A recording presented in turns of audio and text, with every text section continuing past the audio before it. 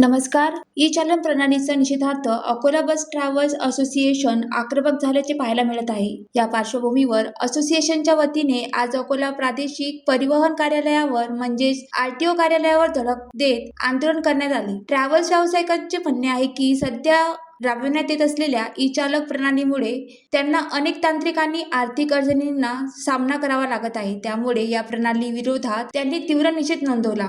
असोसिएशनच्या पदाधिकाऱ्यांनी आरटीओ अधिकाऱ्यांना दिलेल्या निवेदनात काही महत्त्वाच्या मागण्या मांडल्या आहेत. त्यानुसार ई-चालन प्रणालीमध्ये अनेकदा तांत्रिक बिघाडामुळे चुकीचे दंड आकारले जात असल्याचा आरोप करण्यात आला आहे. तसेच वारंवार आकारल्या जाणाऱ्या मोठ्या दंडामुळे ट्रॅव्हल्स व्यवसाय आर्थिक संकटात सापडत असल्याचे त्यांनी सांगितले. याशिवाय दंडाची माहिती वेळेवर मिळत नसल्याने त्याविरुद्ध तक्रार किंवा दाद मागणे कठीण होत असल्याचेही व्यावसायिकांनी नमूद केले आहे. यावेळी उपस्थित बस मालक आणि ट्रॅव्हल्स व्यावसायिकांनी इशारा देत सांगितले की प्रशासनाने या जावक नियमाचे शिथिलता आणली नाही किंवा प्रणालीतील त्रुटी दूर केल्या नाहीत तर येणाऱ्या काळात तीव्र आंदोलन छेडले जाईल. या आंदोलनामुळे अनेक वाहतुकीवरही परिणाम होण्याची शक्यता वर्तवली जात आहे. या प्रसंगी अकोला बस ट्रॅव्हल्स असोसिएशनचे पदाधिकारी, बस मालक आणि प्रतिनिधी मोठ्या संख्येने उपस्थित होते.